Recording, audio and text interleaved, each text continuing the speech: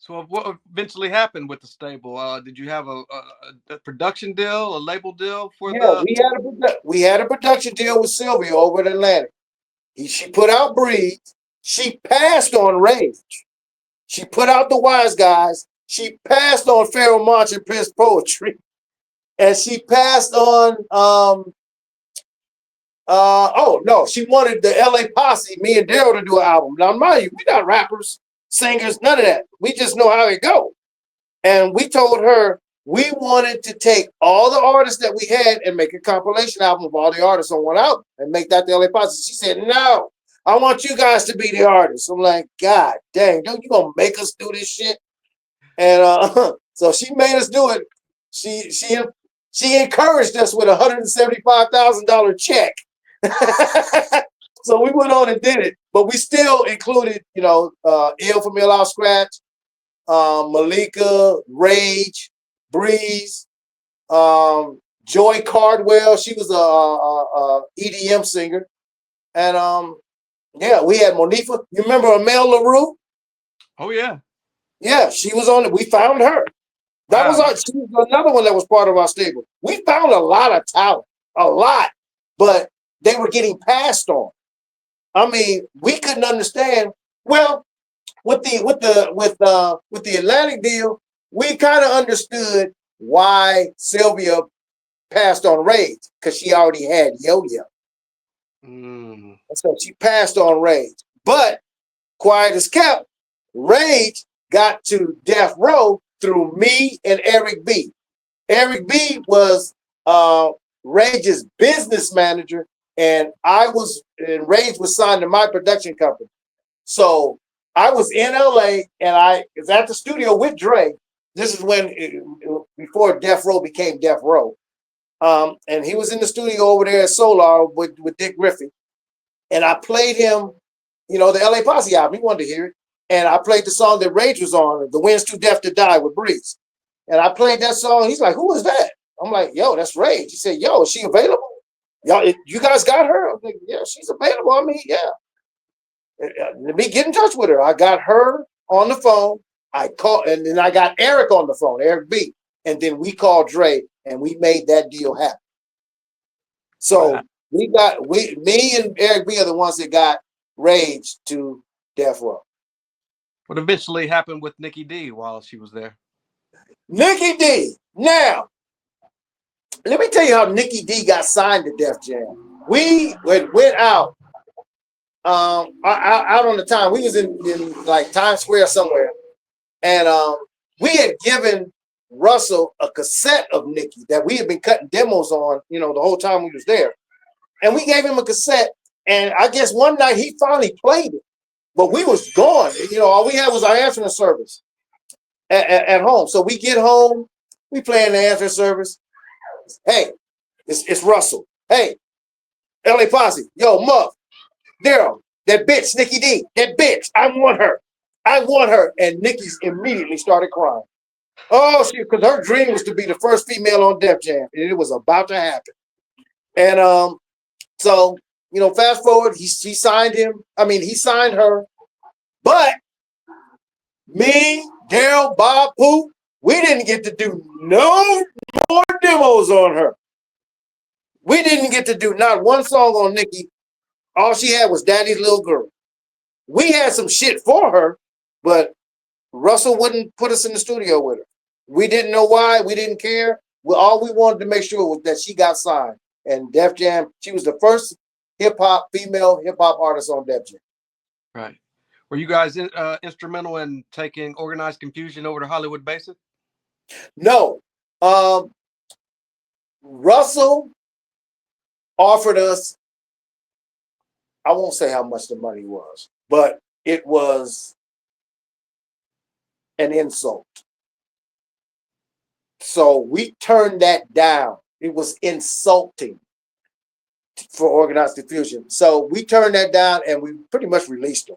And they went on and got the deal themselves, which was cool. Me and Daryl have never been one to hold you up. If we in the way, by all means, I'll move out the way. I'll sign you over. Give me what I spent. We didn't spend much, so I wasn't even worried about that. But Yeah, that we weren't instrumental in getting them over there to Hollywood, but they made noise with us. Put it that way. Right.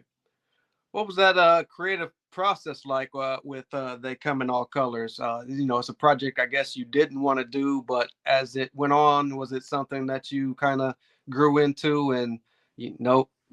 Nope, never grew into it. Hated it. Hated the whole process. I mean, I hated it so much I couldn't make. My creative juices weren't flowing at all. So we just went through all the tracks that all the artists that we were working with that they had turned down, and those are the tracks we used. We just, I wasn't, I couldn't, I wasn't feeling because he's not a rapper. Daryl was not the greatest rapper. He wasn't a rapper at all. But I mean, he stepped up to the plate. I'll give him that when it was time to do it. And then, but bringing in Ill and Rage and Breeze, it made it a little bit easier. We found some stuff that they could rap over. I really love the Wins Too Deaf to Die with Rage and Breeze. That shit was a lot of fun. Right. That was a fun record. But the other stuff, I hated it. Where'd you find yourself after the LA Posse drops their album? After we dropped the album, we our management, which was Norm Nixon back then, they wanted us to dress a certain way. It had me in a suit, and I'm like, oh God, I never wanted to be an artist. I always the behind the scenes is my comfort zone. I remember when we got nominated for the New York Music Awards. We got 9 nominations. Do you know we pulled up to the red carpet in a cab? Wow.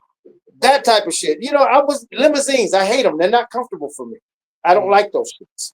And we pulled up in a cab right to the red carpet, got out, gave the driver $30, went in, had 9 nominations, didn't win not one of them, and went home on the train.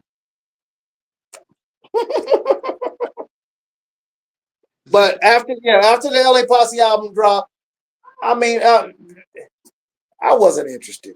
I wasn't interested in being an artist. We did 2 shows. We did one at the Greek and then one at the Palladium. We played the Greek and we played the Palladium. Like, okay, whatever.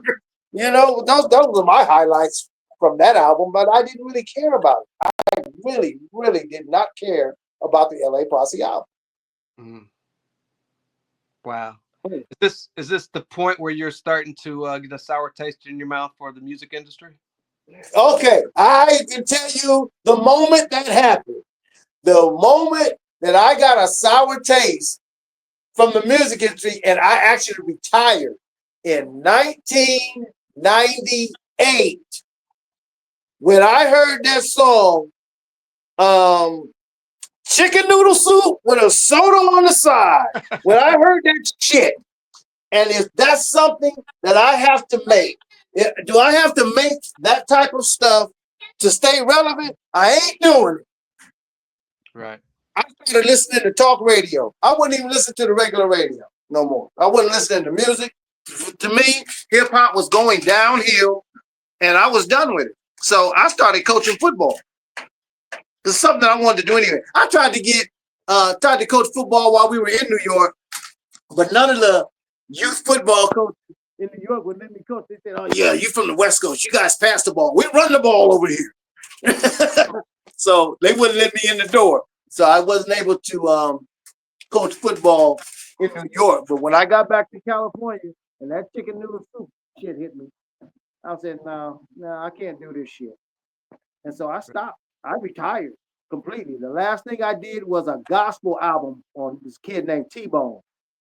You remember him? He was on. You remember that movie, the Fighting Temptation? Yep. You remember the Hispanic jail guy, the guy that was rapping real fast? I believe so. Yeah. And him and Montel Jordan were the inmates. Okay. They were the ones that yeah. That's T-Bone. Wow. And he got I did that gospel album, and he got nominated for a Dove Award, which is the equivalent of the Gospel Grammys. the best hip hop album. And after that, I was done. I was done. Now, what production did you work on that we may not know of, say, from the time LA Posse dropped their album up until '98? King T. Worked on King T on his the Trifling album. Man, what else I do? God. I'm trying to think. I did some stuff with Pooh, you know, just some stuff on the side, nothing really major. Oh, the movie soundtrack for Higher Learning. Did that with John Singer.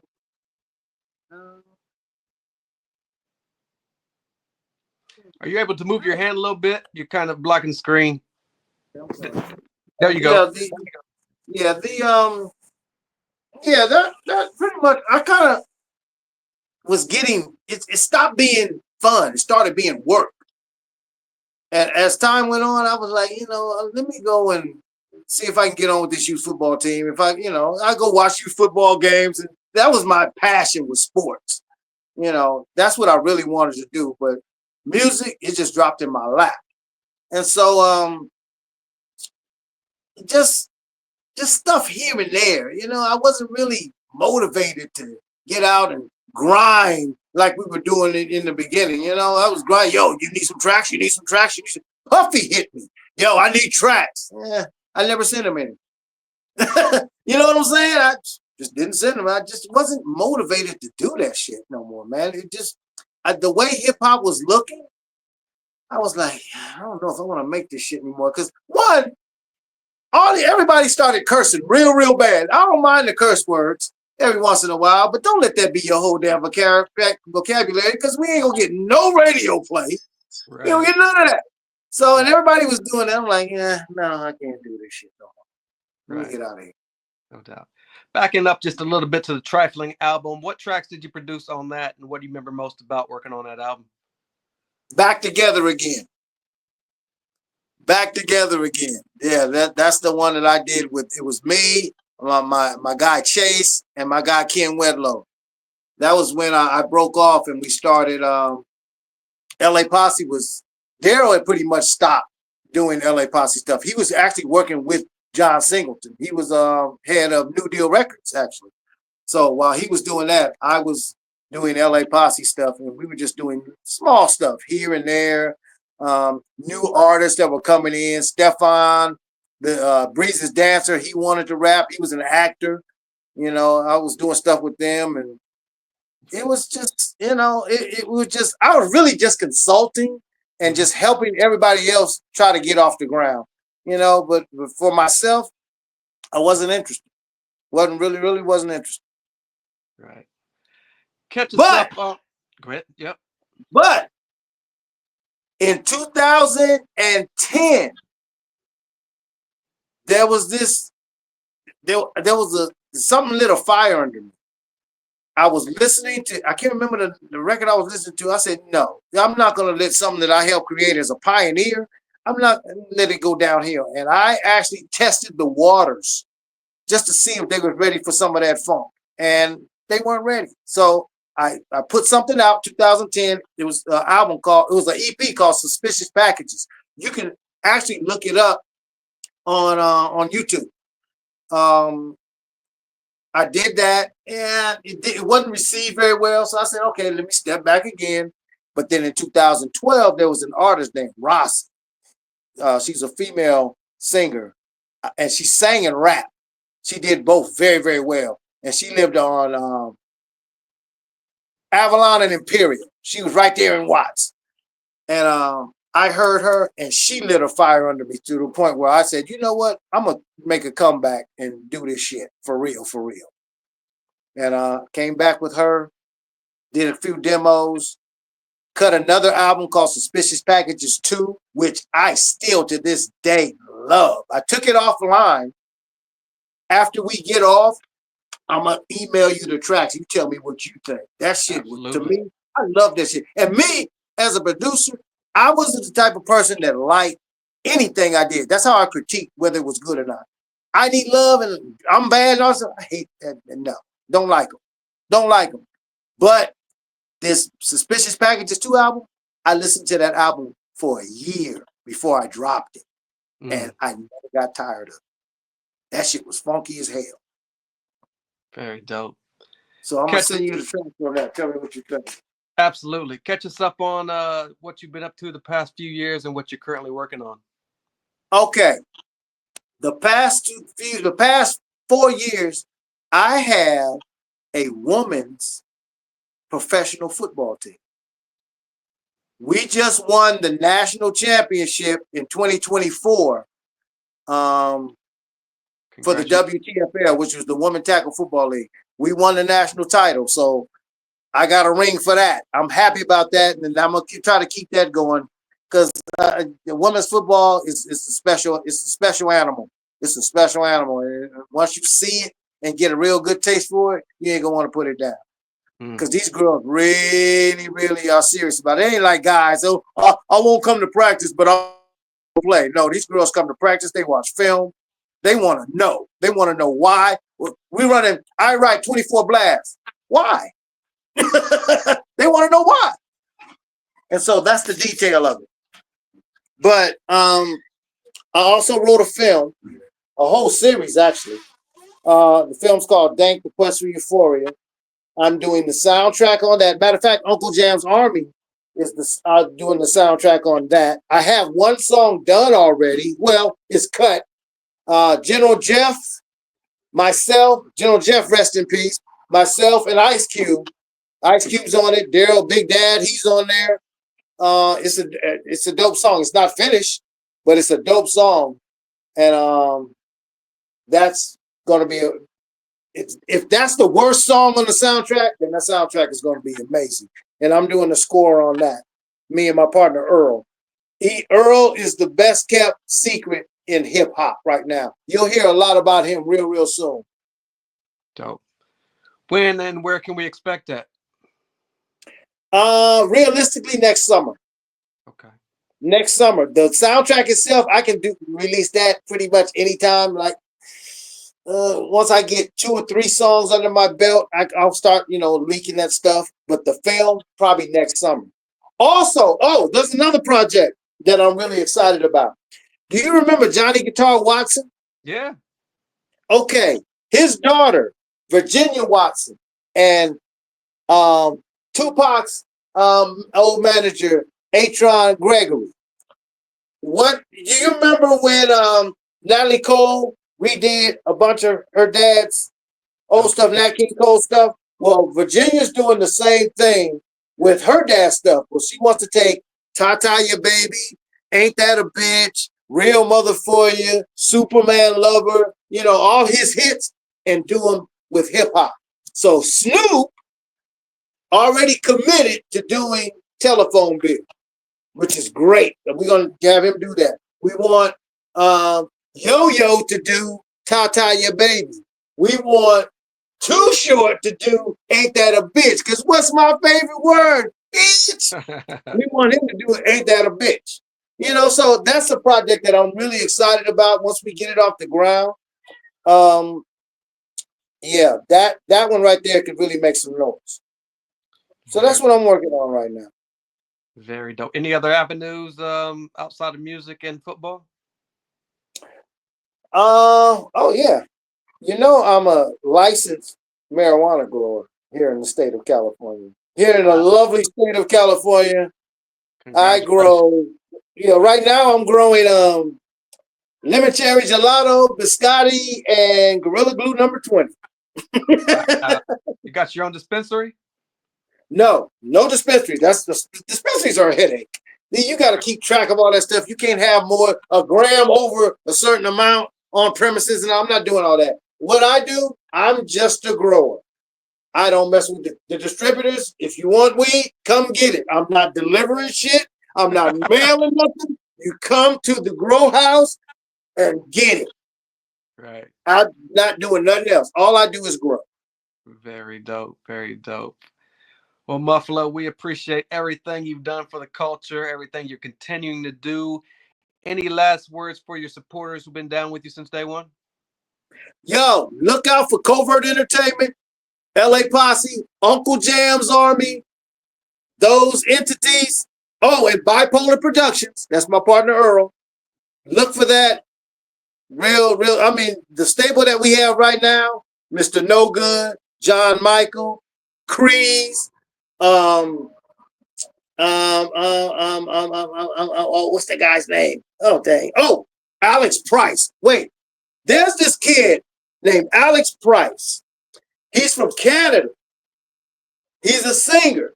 This boy is phenomenal. He is on. Look him up. Look him up on Instagram. Alex Price. Look him up. Listen to what he got. The boy is phenomenal. He's the he's the next big thing. I promise you he's the next big thing. The boy's talented. Speaking of social media, where can we keep up with you at? Instagram. Hey yo Muff. Like if you're calling me, hey yo Muff. That's Instagram. And on Facebook, Dwayne Muffla Simon on Facebook.